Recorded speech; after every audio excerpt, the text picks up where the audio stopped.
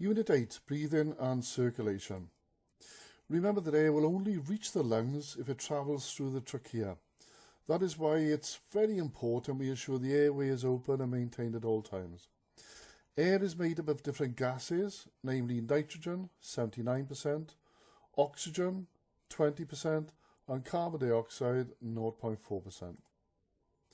During the process of respiration, we use approximately 4% of the oxygen contained in the air we breathe in. On expiration, we breathe out carbon dioxide and approximately 16% oxygen. The average breathing rate in adults is about 16 breaths per minute. So we've got the air route, which is part of the respiratory system. This is the trachea. This is where the air goes into the lungs. The esophagus, this takes the food or drink to the stomach. The epiglottis, this is prevents oxygen going into the stomach, and vice versa, prevents food going into the lungs.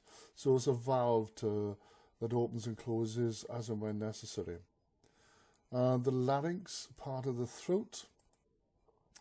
The bronchus is like part of a tree, as we call it, but it's the main, if you like, part of the lungs where it divides off into alveoli. So again, think of the lungs and the trachea as almost like an upside down tree. So we got the trunk, which is this part, the trachea. We got the top part of the tree, and then the alveoli are the branches. The diaphragm underneath the lungs, this goes up when a person breathes in and down when a person breathes out. So the air route,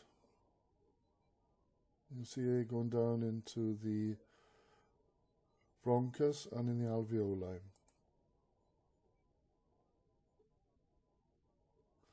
What comes back out then is a combination of oxygen, 16%, and carbon dioxide, 4%. So as you can see, the diaphragm goes down when they breathe in. When you breathe out, the diaphragm goes up. Approximately 20% of the air we breathe is made up of what gas? Is it A, oxygen, B, nitrogen, C, carbon dioxide, or D, helium? Again, pause the video and decide which one you think is correct. Is it oxygen, nitrogen, helium, or carbon dioxide? Makes up 20% of the air we breathe. The answer is oxygen. Number 9, principles of resuscitation. So the principles of resuscitation starts with chest compressions. This artificially circulates the oxygenated blood around the body, and in particular the vital organs. Now the main organ we need to keep alive is the brain. So as long as the oxygenated blood gets to the brain, this is why we keep up with the chest compressions. After 30 chest compressions, give your casualty 2 ventilations or breaths. The recognised methods for this action are either mouth to mouth or mouth to nose. Now, again, you don't have to do this if you're unable to give breaths or if you don't feel you can. There are devices that you can find in the first aid kit which will put a barrier between your mouth and the casualties, or they might have an injury around the mouth. The main thing is, or are, the chest compressions. But don't forget, you are breathing out 16% oxygen, so this will help. It is far better than not giving breaths.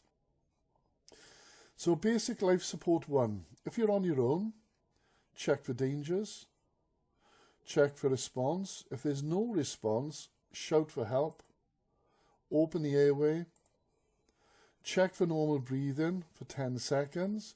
If there is normal breathing, complete top to toe survey, the secondary assessment, treat injuries and place in the recovery position, and call 999 or 112. If there's no normal breathing, Then go for help yourself. Call 999 112. Check the availability of an AED, an artificial external defibrillator. Return to casualty. Give 30 chest compressions. Give 2 effective rescue breaths. If they are not effective, check the airway and remove any obstruction before your next attempt. Do not interrupt CPR. You must keep it going. Continue CPR, 30 compressions to 2 breaths. Continue until medical help services take over, the casualty recovers, or you become exhausted. Basic life support 2, when help is available, check for dangers. Check for response. If there's no response, shout for help. Open the airway.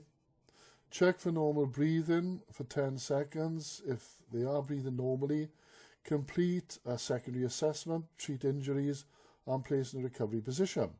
Call 999 or 112. If there's no normal breathing, send the bystander to call 999 or 112. Check the availability of an AED. Give 30 chest compressions. Give 2 effective rescue breaths. If they are not effective, check the airway and remove any obstruction before your next attempt. Do not interrupt CPR. Continue CPR at the ratio of 30 compressions to 2 breaths. Continue until medical services take over, the casualty recovers, or you become exhausted. The other thing you can do with a bystander, if you show them the CPR that you're doing, they can take over until you become recovered yourself, and then you can take over the CPR. But under no circumstances must the CPR stop. So the chain of survival, early recognition and call for help, dial 999 112 when a casualty is not breathing normally. Start CPR to buy time until medical help arrives. Early defibrillation with an AED, defibrillators give an electric shock to reorganize the rhythm of the heart. And post-resuscitation care, provide professional assistance in order to restore the quality of life. And this is showing how to do CPR.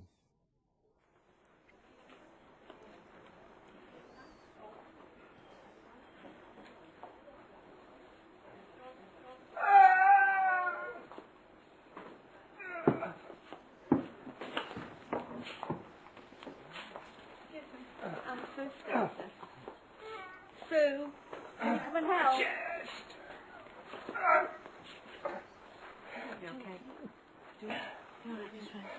Looks like he's had a heart attack. Sue, can you call an ambulance immediately? Get somebody to meet them at the main door. Give them a location and a telephone contact number. And come back to me immediately. Rebecca, can you get some cushioning for his legs, please? And could you please give me some space? Thank you. Right. Can you, just under his legs. Yeah, okay. But I can't put this. Oh, good. Put that over the gentleman. So just keep you warm. There's an ambulance on its way, so it shouldn't be too long. Are you okay?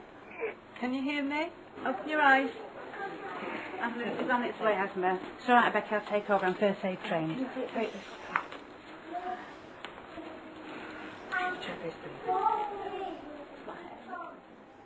Once it's been established that the casualty is not breathing, the emergency services should be updated with the information, and the availability of a defibrillator should be established.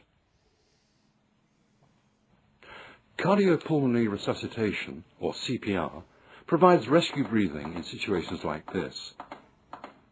You need to place the heel of one hand in the center of the casualty's chest, and the other hand on top of the first, with the fingers interlocked. Use the heel and palm of your hand to compress the chest.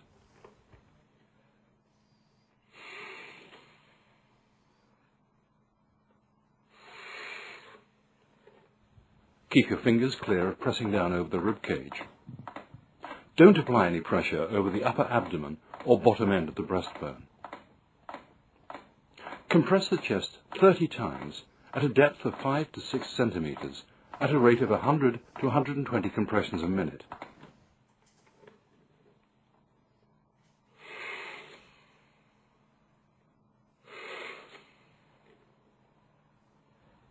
After each compression, release all the pressure from the chest without losing contact between your hands and the breastbone. Compressions and releases should take equal amounts of time. Immediately follow the 30 compressions with 2 rescue breaths, and continue this action until the emergency services take over or you become too exhausted to continue.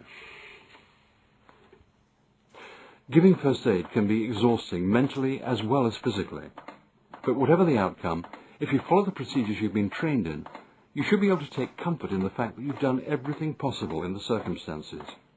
In some cases, you'll be able to take pride in helping to save a life. Just found the hospital is going to pull through. Oh, brilliant. Well done, well done. Don't worry about it.